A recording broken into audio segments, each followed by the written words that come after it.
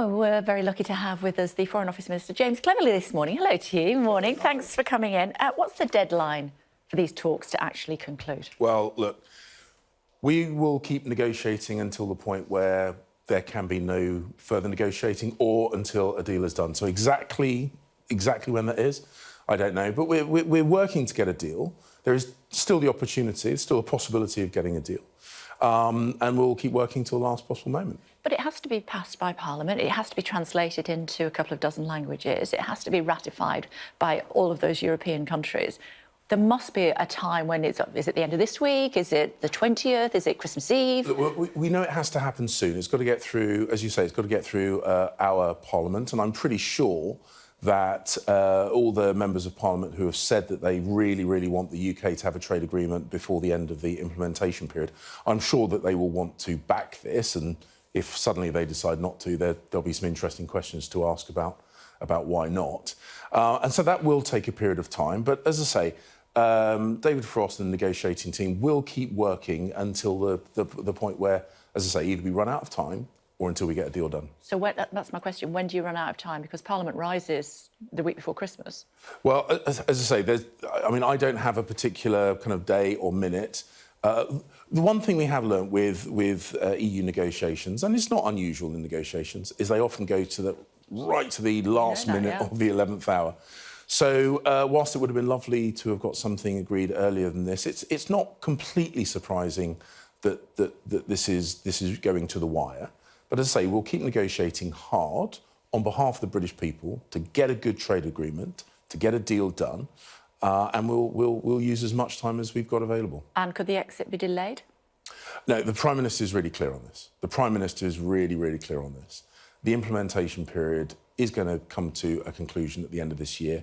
We would like that to be concluded with a trade agreement, but ultimately we're not going to sign up to something which doesn't deliver on what people voted for, doesn't deliver on that sovereignty, doesn't deliver on the integrity of the UK, or if it doesn't deliver on fishing, for example. So we're going to make sure we've got a good deal for the UK. I think that is possible, and that's what we're working towards. So the internal market bill is due to come back today.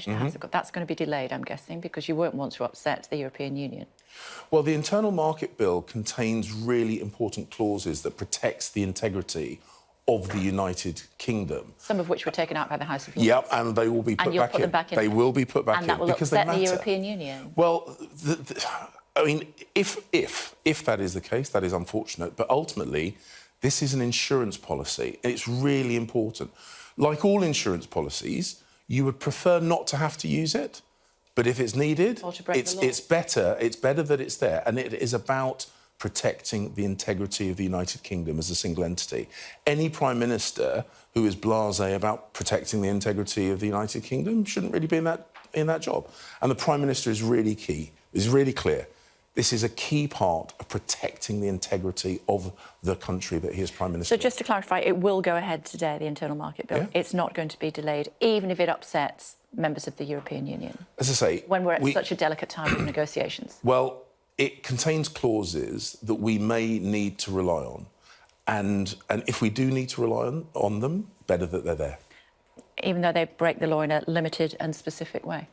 As I say, it's an insurance policy. We would prefer, like all insurance policies, you would prefer not to have to use it, but you would kick yourself if you need it and it isn't there. Yeah, but if you're negotiating and they're at such a delicate stage, really, do you want to take that risk? Why not just delay it? But actually not having that in place would weaken our position and actually give an advantage to the EU negotiators. And actually, in a negotiation like this, it is really key that both parties negotiate hard, and I'm sure the EU negotiators are negotiating hard, but so is David Frost and our negotiating team. We do it in a spirit of positivity, but we do want to get a deal that works for the UK, and an agreement that works for the UK. What happened to the oven-ready deal? That happened. That was the withdrawal agreement, as you know, Kay. Yeah. That was the withdrawal agreement, which was voted through shortly after the general election. And actually, I know a lot of people have been using that. Oh, we were promised an oven-ready deal, and that oven-ready deal was delivered. And the people who are now using that phrase about this trade agreement are either displaying their ignorance or their dishonesty, one of the two. OK, so you don't feel that the two melded together? No, I don't feel, because that isn't the case. The oven-ready deal, as you know, was the withdrawal agreement, which was signed up to by all the Conservative candidates at the last general election, where we got a solid working majority and we delivered it through the House of Commons just like the Prime Minister promised we would. OK, if we don't have a deal, what does that mean for our borders in relation to getting goods to and from the European Union? Well, without a doubt, having a trade agreement makes it so much easier. There will be changes, and the government has put out an information campaign to encourage businesses to look at what changes they will need to conform to. There will be changes, whatever happens.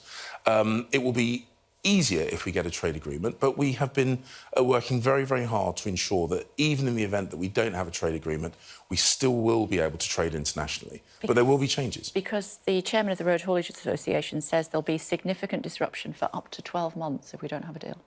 Well, as I say, this is why we're working hard in good faith to try and get an agreement. There will be changes whatever happens. I think people need to understand that. There'll be fewer changes if we do get this agreement, and that's what we're working towards. It's not possible for anyone to predict with certainty what the implications will be, but we're not going to sign up to an agreement that doesn't work in the interests of the UK. It is possible to get one that works for the UK and the EU, and that's what we're working towards. What about our vaccines? How are we going to get them from Belgium? So we've got extensive plans in place to ensure the protection of that vaccine supply. As you can imagine, that is the absolute priority product. And we are committed to make sure that we will get that vaccine supply to the UK. What plans? Well, we've looked at use of non-commercial flights. We've got border arrangements in place. We will absolutely ensure. What border arrangements? Well, I haven't got the details to hand, but as you can imagine, everyone understands the significance of vaccines. It's people's lives at stake. I have no doubt. Yeah, but if it's stuck in a lorry 3 miles back, how are you going to get it through? I have no doubt that the EU will help us to facilitate travel. We've got our own independent transportation plans to ensure that vaccine supply will come. So it's going to be airlifted in? Amongst other things. OK, and you think that we will be able to jump the queue with the vaccine? I have absolutely no doubt. Why would they want to help us if we are walking? This is lives at stake. But we're not agreeing a deal, are we? If we don't agree a deal, why would they want to help us with anything else? I don't have that degree of cynicism towards the EU. Let's see. The little card that I've seen in the papers today for when you've had your vaccine, that's basically a passport, isn't it? That's a vaccine passport. Well, ultimately, what we're looking to do is get this vaccine rolled out as quickly as possible. The Joint Committee on Vaccination and Immunisation have put forward their advice in terms of the prioritisation of the vaccine to protect the most vulnerable, our key workers, and then the various age bands, sure, so we can get this rolled out quickly and start working back towards the lives that we were used to living, and so actually having confidence is important, and that's what the rollout plan is all about. I have no problem with a vaccine passport, but Michael Gove sat there last week and said we were definitely not having one, and yet we see these cards in the papers today. Well, as I say, the priority is about making sure the rollout is first to the most vulnerable, also to the people who look after them and our key workers in the medical profession. What is it if it's not a passport? Ultimately, it's about making sure that there is a wide rollout and confidence in that rollout as well. No, I understand. But it's a passport, isn't it? It allows you to go into places that you wouldn't be able to go if you didn't have it. It's about unlocking people's lives. It's about unlocking the economy. It's about making sure we protect lives and protect livelihoods. Well, there you go. We get it. But it's a passport. And your colleague was saying it's not. So, politicians, when they come on my programme, I expect them to be as honest as you and tell my viewers exactly what's happening. He sat there less than a week ago saying we weren't having them, and we quite clearly are. OK. Is that OK? Well, as I say, I think everyone would agree, I regard the most important thing is ensuring that we can use the vaccination programme to protect the most vulnerable, protect our key workers, and get back to life. Arguing over the semantics of the delivery of that is great. You know, I get that. But for us, the priority is making sure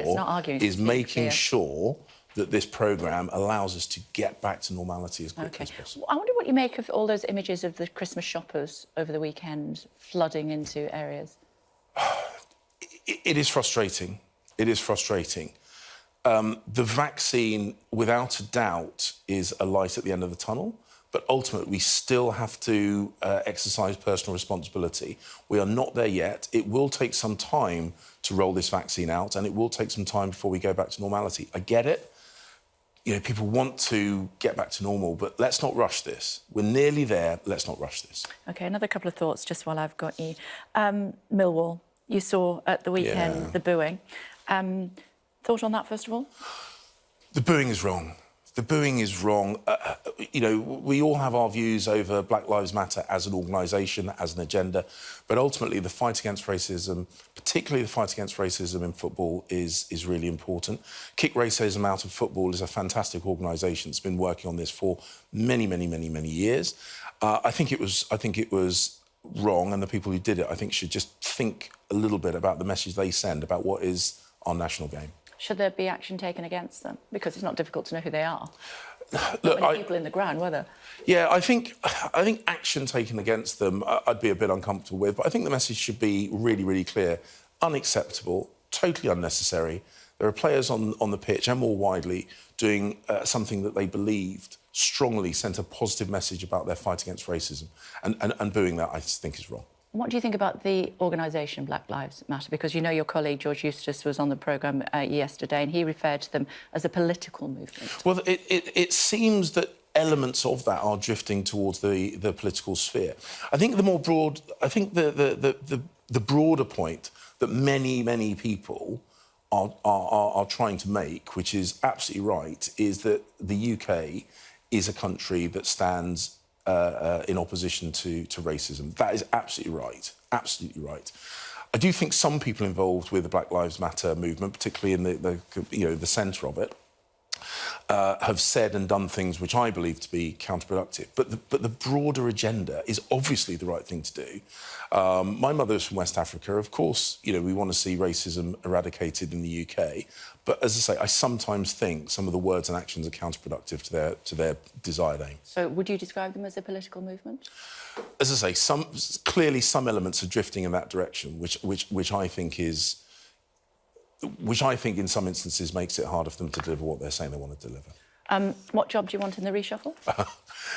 Speculating about reshuffles is a fool's game. I've got a fantastic job in the Foreign Office. One of the real frustrations for me personally and professionally about COVID is that a job that normally enables you to meet people and travel around the world has been massively restricted. So I've only just started doing the job fully and properly. So, as I say, speculating about reshuffles, I'm not even going to go. How many COVID tests have you had? Oh, I've lost track. 6, 7, 8, loads. Never, and they never get easier. No, so you're looking forward to the vaccine? Oh, yes. Oh, yeah. But look, I'll take my turn. I'm not in one of the higher risk groups, so for the time being... Because politicians are queuing up to have them done on this show, so... Well, look, see what we can do. I'm quite happy. When my turn comes, I'm quite happy to, do it publicly. We'll give you the card and maybe a lollipop as well. Sticker, I've been a good boy. There you go. It's good to talk to you. And to you. I know you're busy. Thanks very much indeed for joining us. Appreciated. Thank you.